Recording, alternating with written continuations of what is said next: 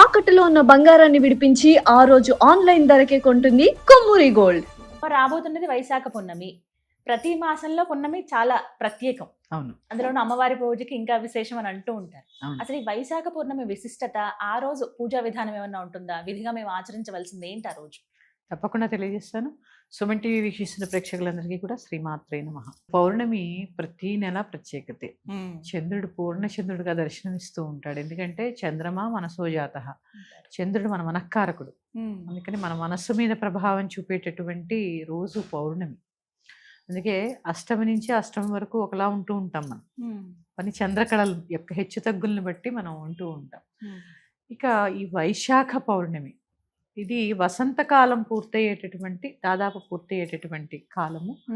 ప్రత్యేకించి వైశాఖ పూర్ణిమ రోజు మహావిష్ణు కూర్మావతారాన్ని ధరించినటువంటి రోజు అని చెప్తూ ఉంటారు. అలాగే ఆ వెంకన్న కీర్తనలు మనం పాడుకుంటూ ఉంటాం. అన్నమాచారి జయంతి కూడా ఆ రోజే, వైశాఖ పౌర్ణమి. ఇక మనం పాటించకపోయినా కొన్ని పద్ధతుల్లో బుద్ధుడు జన్మించిన బుద్ధ పూర్ణిమగా కూడా మనం జరుపుకుంటూ ఉంటాం. విశేషంగా ఏంటి అంటే పౌర్ణమి, ఈ వైశాఖ పౌర్ణమి ప్రత్యేకించి నదీ స్నానం. అవునమ్మా, చాలా విశేషం. మాఘం చెప్తారు, సముద్ర స్నానం. అవును, ఇది నదీ స్నానం చాలా విశేషం. ఈ వైశాఖ పౌర్ణమికి చేసేటటువంటి నదీ స్నానం, సత్యనారాయణ వ్రతం, అలాగే లలితా సహస్రనామ పారాయణ చాలా విశేష ఫలితాలను ఇస్తూ ఉంటాయి.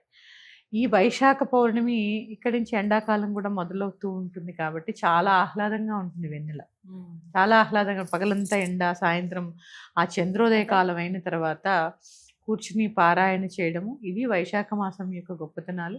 విష్ణు ఆరాధన ప్రత్యేకంగా చెప్పాను కదా, కూర్మ జయంతి కాబట్టి ఆ రోజు విశేషమైనటువంటి విష్ణు ఆరాధన కూడా జరుగుతుంది. విష్ణు సహస్రనామ పారాయణ, లలితా సహస్రనామ పారాయణ. లలితా సహస్రనామ పారాయణ మాత్రం చంద్రోదయం అయిన తర్వాతే చదువుకోవాలి. ఈ చంద్రోదయం అయిన తర్వాత ఈ పౌర్ణమే కాదమ్మా, ఈ పౌర్ణమి నుంచి మొదలుపెట్టి, వైశాఖ పౌర్ణమి నుంచి మొదలుపెట్టి ప్రతి పౌర్ణమి ఒక మన దగ్గర ఉంటే ఒక వెండి గ్లాస్, ఎందుకంటే ఒక్కొక్క మెటల్కి ఒక్కొక్కటి ఉంటుంది కదమ్మా.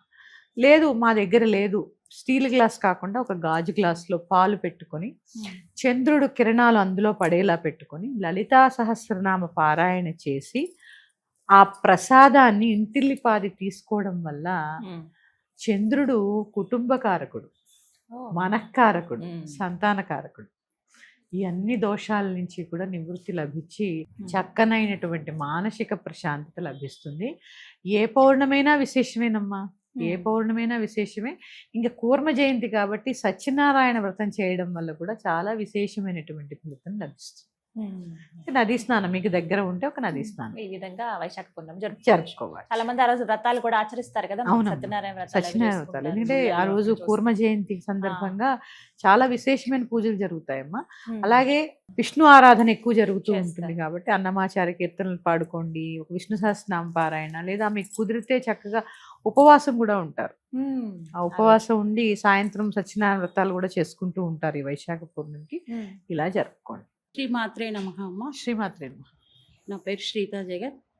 దీపం ఈ రోజు వెలిగిస్తాం కదా స్నానం చేసి, అది అలాగే మరుసటి రోజు వరకు వెలుగుతా ఉంటే అదే దీపం కంటిన్యూ చేయొచ్చా, లేకపోతే వేరే దీపం పెట్టాలా? చాలా కష్టమైన ప్రశ్న అడిగారమ్మా. దీపం వెలుగుతూ ఉంటే అందులోనే చమురు పోసుకోవచ్చు, ఎటువంటి దోషం లేదు. కానీ ఆ రోజు వెలిగించుకోవాలి అని మీకు ఏదైనా, ఎందుకంటే ఎక్కువ పూజలో సెంటిమెంట్స్ ఎక్కువ కదా, ఈ భయాలు మీకు ఏదైనా ఉంటే ఏ రోజుకి ఆ రోజు అనుకుంటే పక్కన ఒక దీపం, ఒక 2 ఒత్తులు రెండు వేసి వెలిగించుకోండి. ఈ దీపంలో చవరయ్యేదాకా అది వెలుగుతుంది. కొత్త దీపాన్ని పెట్టుకోండి. పైగా నిత్య దీపంలో అంతంత నూనెలు పోసి వెలగకూడదు. వెలిగించుకోవడం ఎందుకు, అసలు పొద్దున్న సాయంత్రం కూడా దీపారాధన చేసుకోవాలి. సాయంత్రం సరి చేస్తాం కదమ్మా దీపం. అంటే ఇక్కడ ఏం జరుగుతోంది అంటే మధ్యాహ్నం 12ంటికి పెడితే మరుసటి రోజు పొద్దున దాకా వెలుగుతుంది. దీపారాధన సమయాలు ఎప్పుడు? ఉదయం. అందరూ ఏం చేస్తారంటే గుర్తొచ్చినప్పుడు దీపం పెట్టినప్పుడు ఏమవుతుందంటే పొద్దున దాకా వెలుగుతుంది. మామూలు నిత్య దీపారాధన కుందులు ఎంత ఉంటాయమ్మా? ఇంతే ఉంటాయి. అవును, ఇంతే ఉన్నవి రేపటి దాకా వెలుగు. ఇక్కడ వస్తున్నటువంటి పొరపాటు ఎక్కడ జరుగుతుంది అంటే పితృ కార్యాలు చేసే సమయంలో దీపారాధన చేయడం. అంటే ఉదయమే వెలిగిస్తాము, వెలిగించిన ఈవినింగ్ వరకు వెలుగుతుంది కదమ్మా, అప్పుడు మళ్ళీ సరి చేసి మళ్ళీ ఆయిల్ వేస్తాం. మళ్ళీ మరుసటి రోజు వరకు ఉంటుంది. కొంచెం పోసుకోవాలి కానీ మళ్ళీ నిండా పోయడం ఎందుకు? అలా ఏదైనా ఉంటే అసలైతే ఇది నేను 2-3 చూసినప్పుడు ఇదే ప్రశ్న అడిగినప్పుడు నేను అడిగాను వారిని, మీరు ఎన్ని గంటలకు దీపం పెడతారు అంటే 12:30కి పెడతారట. పనంతా చేసుకుని 12:30కి దీపారాధన చేస్తే అవి ఈ రోజుకేంటి మరుసటి రోజు సాయంత్రం దాకా దీపారాధన సమయాలు అవి కాదు కదా. ఉదయమే వెలిగించినప్పుడు చక్కగా వెలుగుతోంది అనుకోండి, సాయంత్రం దాకా ఉంచుకోండి.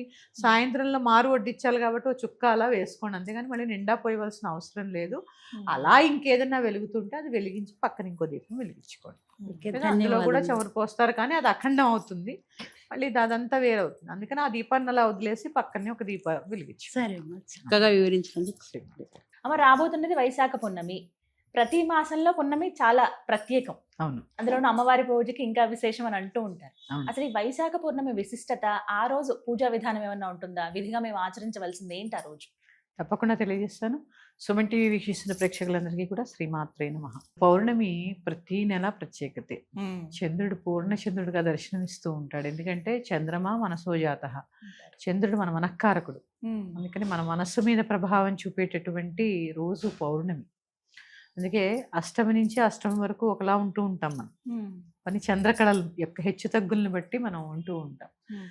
ఇక ఈ వైశాఖ పౌర్ణమి, ఇది వసంతకాలం దాదాపు పూర్తయ్యేటటువంటి కాలము. ప్రత్యేకించి వైశాఖ పూర్ణిమ రోజు మహావిష్ణువు కూర్మావతారాన్ని ధరించినటువంటి రోజు అని చెప్తూ ఉంటారు. అలాగే ఆ వెంకన్న కీర్తనలు మనం పాడుకుంటూ ఉంటాం. అన్నమాచారి జయంతి కూడా ఆ రోజే, వైశాఖ పౌర్ణమి. ఇక మనం పాటించకపోయినా కొన్ని పద్ధతుల్లో బుద్ధుడు జన్మించిన బుద్ధ పూర్ణిమగా కూడా మనం జరుపుకుంటూ ఉంటాం.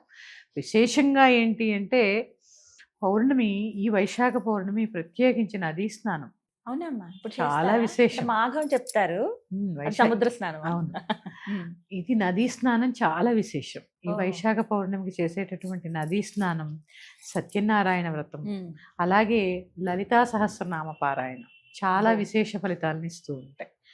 ఈ వైశాఖ పౌర్ణమి ఇక్కడి నుంచి ఎండాకాలం కూడా మొదలవుతూ ఉంటుంది కాబట్టి చాలా ఆహ్లాదంగా ఉంటుంది. వెన్నెల చాలా ఆహ్లాదంగా, పగలంతా ఎండ, సాయంత్రం ఆ చంద్రోదయ కాలం అయిన తర్వాత కూర్చుని పారాయణ చేయడము, ఇవి వైశాఖ మాసం యొక్క గొప్పతనాలు. విష్ణు ఆరాధన ప్రత్యేకంగా చెప్పాను కదా, కూర్మ జయంతి కాబట్టి ఆ రోజు విశేషమైనటువంటి విష్ణు ఆరాధన కూడా జరుగుతుంది. విష్ణు సహస్రనామ పారాయణ, లలితా సహస్రనామ పారాయణ. లలితా సహస్రనామ పారాయణ మాత్రం చంద్రోదయం అయిన తర్వాతే చదువుకోవాలి. ఈ చంద్రోదయం అయిన తర్వాత ఈ పౌర్ణమే కాదమ్మా, ఈ పౌర్ణమి నుంచి మొదలుపెట్టి, వైశాఖ పౌర్ణమి నుంచి మొదలుపెట్టి ప్రతి పౌర్ణమి మన దగ్గర ఉంటే ఒక వెండి గ్లాస్, ఎందుకంటే ఒక్కొక్క మెటల్కి ఒక్కొక్కటి ఉంటుంది కదమ్మా. లేదు మా దగ్గర లేదు, స్టీల్ గ్లాస్ కాకుండా ఒక గాజు గ్లాస్లో పాలు పెట్టుకొని చంద్రుడు కిరణాలు అందులో పడేలా పెట్టుకొని లలితా సహస్రనామ పారాయణ చేసి ఆ ప్రసాదాన్ని ఇంటిల్లిపాది తీసుకోవడం వల్ల చంద్రుడు కుటుంబకారకుడు, మనఃకారకుడు, సంతానకారకుడు. ఈ అన్ని దోషాల నుంచి కూడా నివృత్తి లభించి చక్కనైనటువంటి మానసిక ప్రశాంతత లభిస్తుంది. ఏ పౌర్ణమైనా విశేషమేనమ్మా, ఏ పౌర్ణమైనా విశేషమే. ఇంకా కూర్మ జయంతి కాబట్టి సత్యనారాయణ వ్రతం చేయడం వల్ల కూడా చాలా విశేషమైనటువంటి ఫలితం లభిస్తుంది. నదీ స్నానం మీకు దగ్గర ఉంటే ఒక నదీ స్నానం, ఈ విధంగా వైశాఖ పూర్ణమి జరుపుకోవాలి. చాలా మంది ఆ రోజు వ్రతాలు కూడా ఆచరిస్తారు కదా, సత్యనారాయణ వ్రతాలు. ఎందుకంటే ఆ రోజు కూర్మ జయంతి సందర్భంగా చాలా విశేషమైన పూజలు జరుగుతాయమ్మా. అలాగే విష్ణు ఆరాధన ఎక్కువ జరుగుతూ ఉంటుంది కాబట్టి అన్నమాచార్య కీర్తనలు పాడుకోండి, ఒక విష్ణు సహస్రనామ పారాయణ, లేదా మీకు కుదిరితే చక్కగా ఉపవాసం కూడా ఉంటారు. ఆ ఉపవాసం ఉండి సాయంత్రం సత్యనారాయణ వ్రతాలు కూడా చేసుకుంటూ ఉంటారు ఈ వైశాఖ పూర్ణమికి. ఇలా జరుపుకోండి. ధన్యవాదాలమ్మా. శ్రీమాత్రే నమః.